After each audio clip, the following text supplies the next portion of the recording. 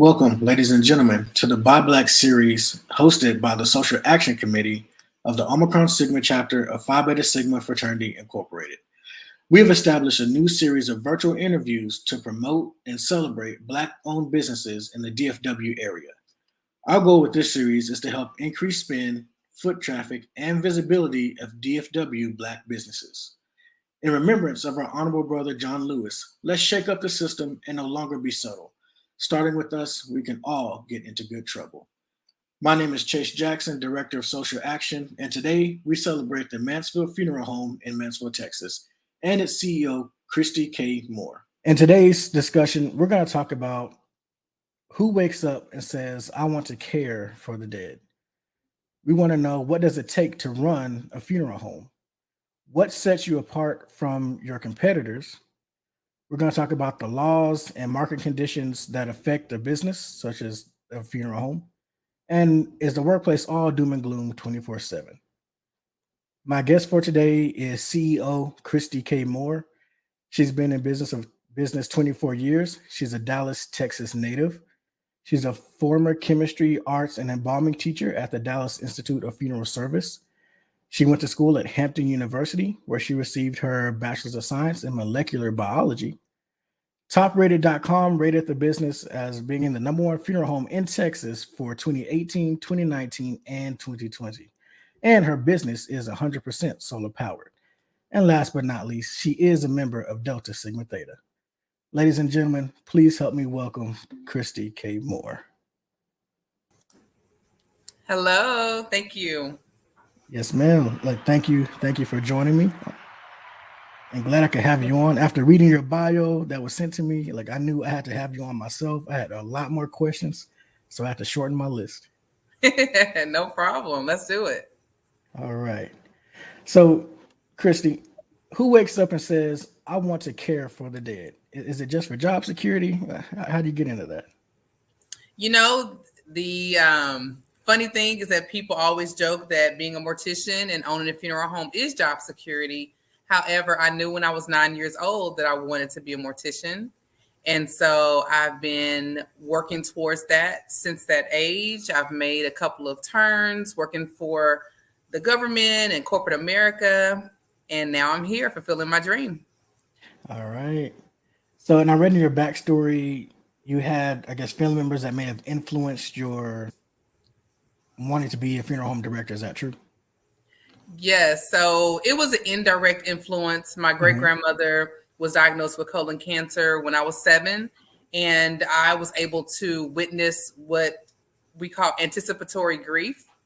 And so from 7 to 9, I was, very up close and personal to people in my family who were happy one moment, sad the next, working on the best care for her. And I was there to kind of watch her body deteriorate.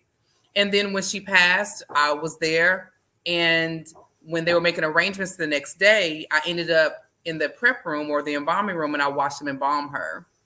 And at the funeral, I saw how peaceful she looked. I was in awe of all the work that the funeral home did to make her look as beautiful as possible with all the flowers.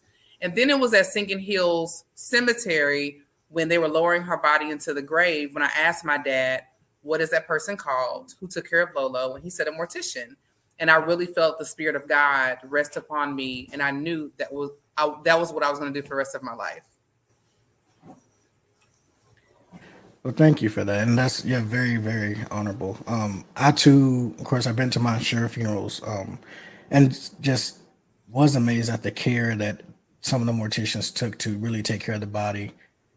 Some say just looks as good as if they were still here, Yeah. So yes, I too appreciate the work that you do. Thank you. It's an honor to serve God's people. Yes. So let me ask, what does it take to run a funeral home? And I want to talk about, of course, marketing, inventory, but from your viewpoint, what else does it take to run a funeral home? To run a successful, impactful funeral home, it takes tenacity. It takes the will to meet people where they are and understand that every person that you encounter is on a journey towards healing. It's important for us to understand that people not knowing what their options are is okay, and that we are tasked to take them from unknowing to knowing. And it's a ministry for myself and my staff. I only bring on people who believe the same, so that when we encounter different personalities and different scenarios, we are prepared to serve them in excellence. Very good. So how do you, being as number one for 3 years in a row, how do you market your business? Is it mouth to mouth? Do you have to put out ads yourself? What do you do that distinguishes your brand? The great thing is that I just stay within the will of God. I'm very, very intentional, all the way down to when I'm designing our uniforms, the colors that we wear each day. I meditate daily. So that is the foundation of how I make my decisions. Outside of that, I'm very big about being careful on social media. I have a very strong foundation on Facebook and Instagram. However, I have to be very careful because, of course, when you're not talking to people and they can't see your body language or hear your voice inflection, they can interpret how they take the message that you're putting out.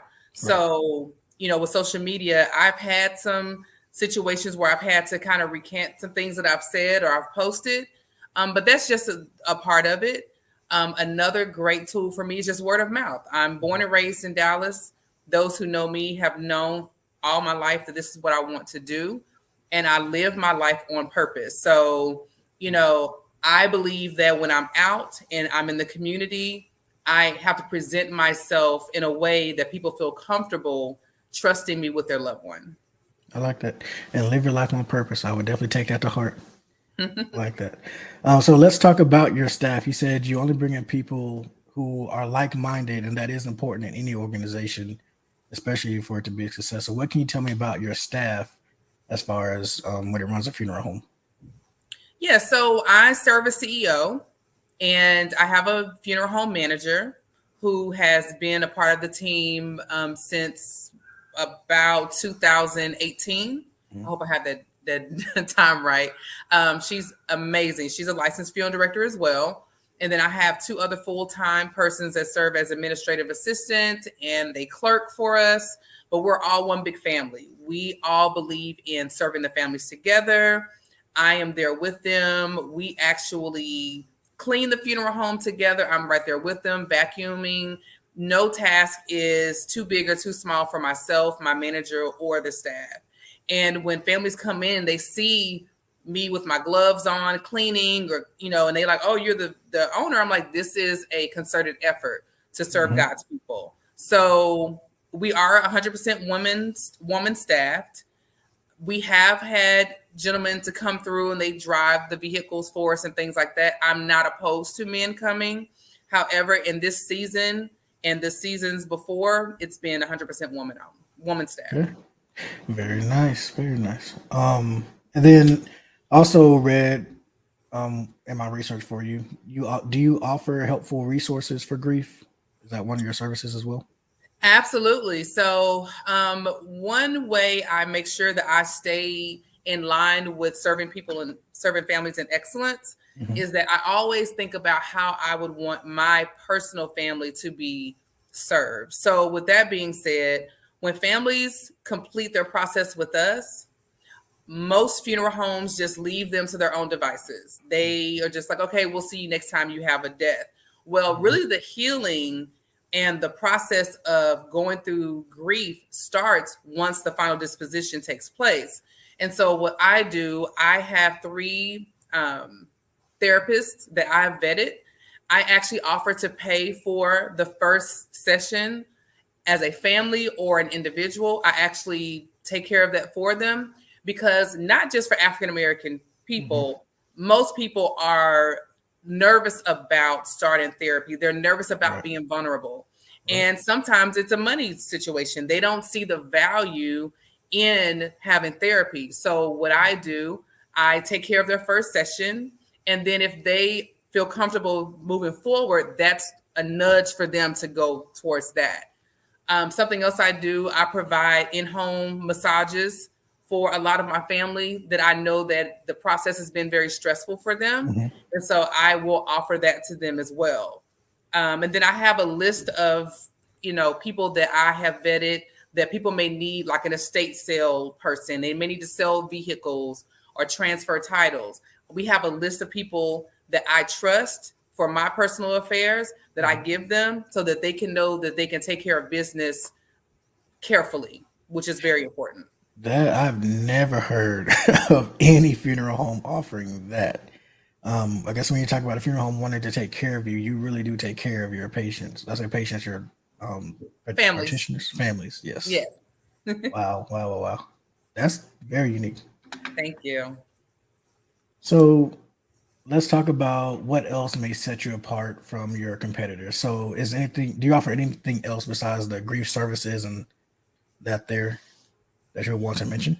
I do. So I offer a full concierge service where we will go shopping for the families. If they don't have a suit for their loved one or a dress for their loved one, we'll get an idea of what they want. We'll go shopping for them. They'll give us a budget. We'll FaceTime them while they're in the stores. We've actually gone to people's homes and picked out pictures for programs for them. We are extremely hands-on. So we tell families we can be as detailed and hands-on with you, or we can be as hands-off. Because some families find, solace in doing the planning and doing the work. Right. So I don't want to take that away from them, but we are available. I have a catering service that will come in and cater the full meal for them. I will send food to the house for them. Whatever the family needs, that is my job as a funeral director. One thing that I've told my students when I taught mortuary science is that when you enter into this type of work, you're entering into it as it should be a ministry for you. And when you're ministering to someone, it should be something that you do from your heart. And as I said before, it should be something that you should always do and meet them where they are. Right. And that's what has helped us to reach the people that we've reached so far. That is beyond commendable. Look, are you sure you do funeral services? Sound like everything else. Thank you. Like funeral service on the side. Now that is amazing. And yes, ministry field and centered. Yes. All right, so let's talk about any policies that affect your business. That's policies, market conditions, what's going on in the world now. So especially so for me, I thought about the lumber that increased. So the price of lumber went up, couldn't buy houses. Does the cost of lumber, things of that nature, affect your business, or how do you handle that? Okay, so I'm a strategic planner. So I plan 10, 15 steps ahead. So we can use COVID, for instance. Sure. Of course, we didn't know that COVID was on the way. However, when it did hit, I had already put into place measures so that we could live stream. We were already doing that, so we didn't have to scramble to do that. As far as metal was really hard to come by. So some funeral homes were having a hard time bringing in caskets. I already had that taken care of. And that's the beauty of coming to Mansfield Funeral Home. I actually have a bachelor's and a master's, and I worked for the government, and I taught mortuary science. So I have a strategic way of serving families. I don't just throw something against the wall and see what sticks. Mm-hmm. I pray about it, I meditate on it, and I'm able to tailor it according to what our family needs. So to go back to the question that you asked, I would say COVID would be the closest thing that I could mention about any issues that we may have had, but we were prepared for it. Our families were still served in a spirit of excellence, and we actually received most of our 5-star ratings during that time. Very nice. And look, I can understand why. With the strategic sourcer like that, yes, that there's no reason for you not to be number one. Okay, so my last question for now, is the workplace all doom and gloom 24/7? What is your workplace like? What makes it all worth it? So no. So we're living. We're here in the land of the living. The only time we wear black and we very rarely do that, is on services. Our uniforms are actually amethyst and other shades of purple. We've had shades of green. When people see me, I don't want them to see the stereotypical mortician. I want them to see someone who serves families at the time of death in the spirit of excellence. So when you walk into the funeral home, I have marble floors, I have bright paintings, I actually have a prayer and meditation garden in the back where we have services outside. I'm one of the only funeral homes in the country that offer that feature, because one thing that I've learned with teaching at the college and studying psychology, fresh air is another way of helping people to deal with their grief. So we actually bring families in to have yoga. We have our therapy sessions outside, and my staff are vibrant. We don't do the, doom and gloom welcome. We welcome them, we embrace them, we pray with our families. So we are absolutely nowhere near doom and gloom. Yeah, very nice.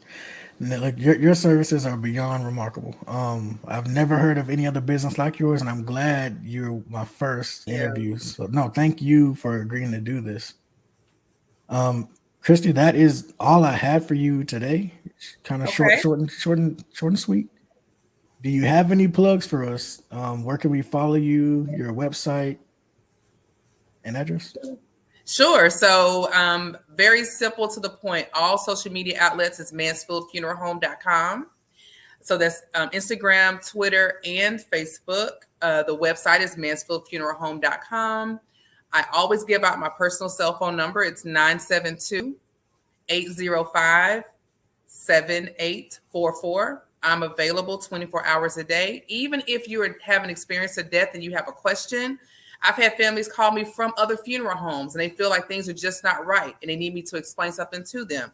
Send me a text or call me. I am there to help you. And just understand that if there's something that you don't understand, it's okay to ask. This is one of the most vulnerable times that you will experience in your life. And when you couple vulnerability with money, if you're in the hands of the wrong person, you will always overspend. So remember, at Mansfield Funeral Home, you will be served in the spirit of excellence. Well, thank you for that.